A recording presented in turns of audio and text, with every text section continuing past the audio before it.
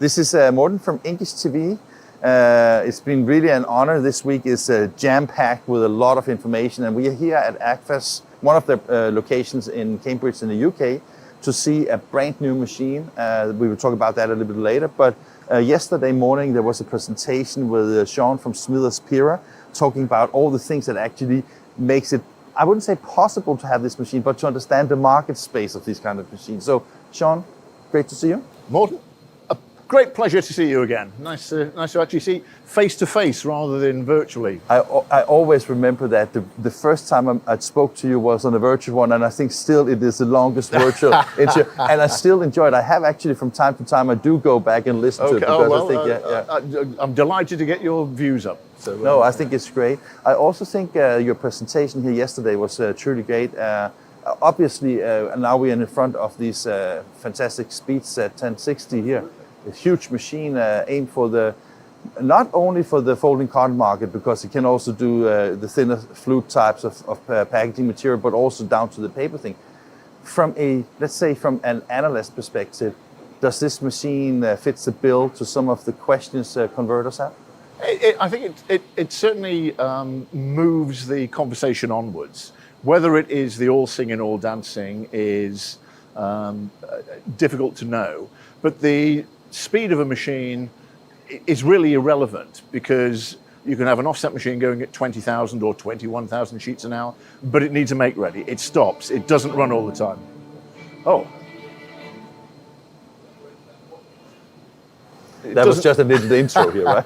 Double intro. I didn't realize you had a soundtrack to go with it. But what this does is this takes the information, the capabilities further.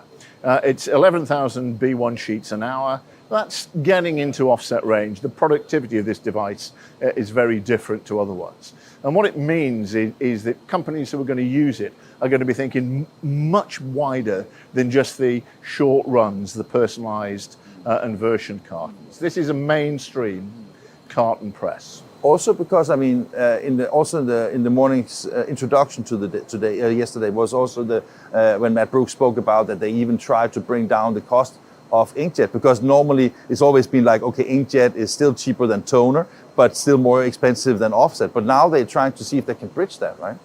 Well, he hasn't actually told me exactly how much it does cost, no.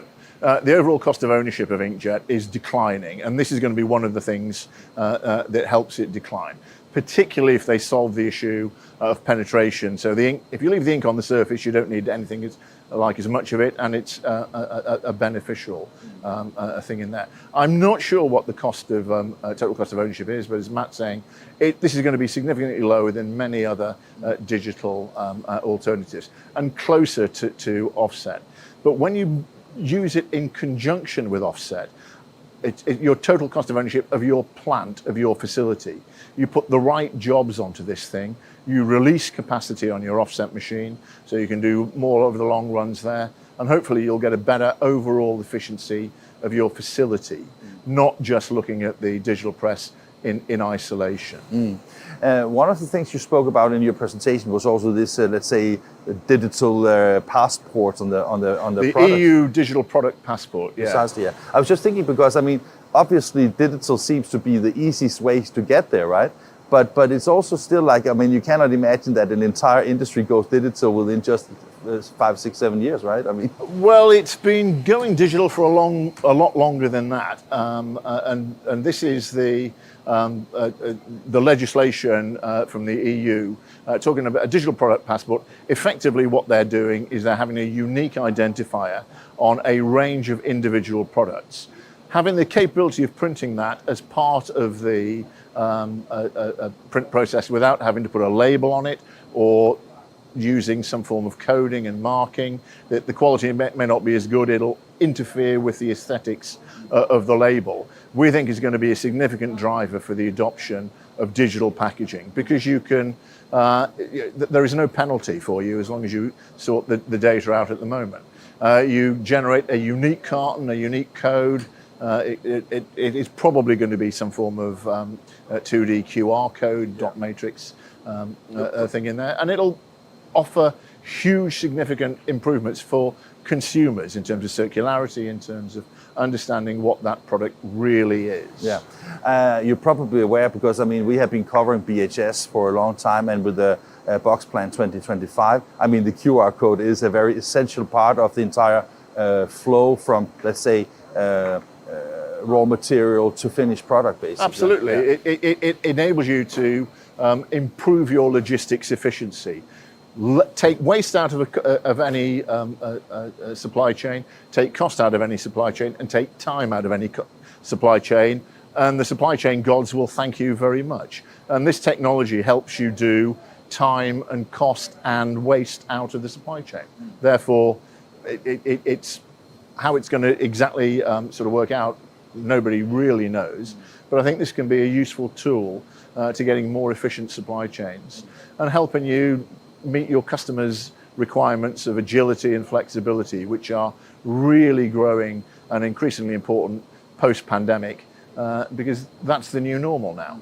You can't take weeks to change a design, to interact with that, because your brands don't have weeks to do it. Yeah. Their demand forecasting models are becoming ever more sophisticated because we're in a digital world. We can track sales in real time. You can track the way that these things are going. And this is a tool that will enable converters to better meet some of their brands' changing demands. When I listen to presentations like the one you gave, I mean, you gave, of course, I mean, the way I see it was not specifically to the Agfa showcase, of course. It's more like general considerations and views and research on the market thing. How ready do you feel that the market is for all the changes? Because as you said, it's customer-driven demand when it comes to some of the things we just talked about. But how ready is the industry? I think the industry, it's difficult to know when it's going to be ready. Timing is always important. But what I see is there are some companies using digital technology to print packaging, labels, flexible packaging, carton, corrugate, and they're making a lot of money. And they're doing some things that their customers value and will pay for. More and more people will try and do similar types of things. And it's mainstream now. You know, we're talking about there is billions of dollars worth of digital cartons being produced every day. Well, not billions of dollars every day, but on an annual basis. Now, we see the growth rates way above the growth rates in flexo, in offset litho. You know, digital print, when you get the right business model, is going to be the engine of growth, we think, in cartons going forward. But I can't help thinking about, because when we talk about the business model, and one thing is the business model for the converter and the printing companies supplying, let's say, what the market is demanding, but also the business models from the, let's say, the retailers, the brands, the OEMs are changing rapidly all these years, and that needs to be aligned, kind of thing. Of course, right? Yeah. We're seeing proliferation in a number of types of categories of things. So salt-free, fat-free, gluten-free, non-allergen. So free. Well, maybe not free. In that, but more and more categories of these things, and they don't know which is going to succeed. The average lifespan of a product is declining. It'll be refreshed. There will be new things in there.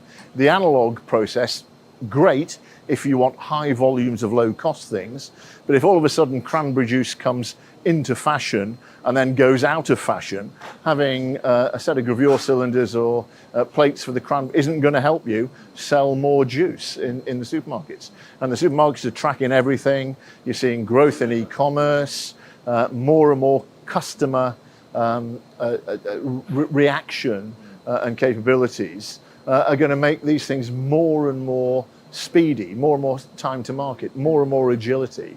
And the analog, great though it is not the most agile of processes.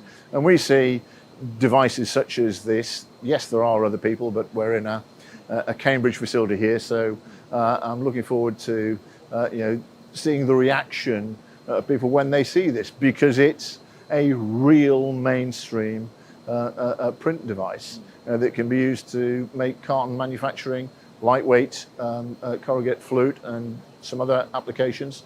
There are some of the people from the display sector here looking at it, because they see things it can do for their business to make their businesses better. And if the technology helps you make money, Yeah. it'll succeed. And this technology can help people across the supply chain make a lot of money. Last question, Sean.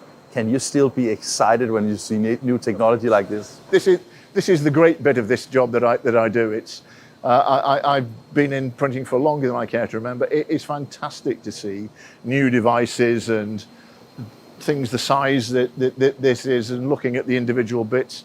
I'm a tech geek, so it's great. But what's really interesting is how you make money using this technology, and this will help some companies make a lot of money, I'm sure. Fantastic. Thank you, sir. Morten, thank you.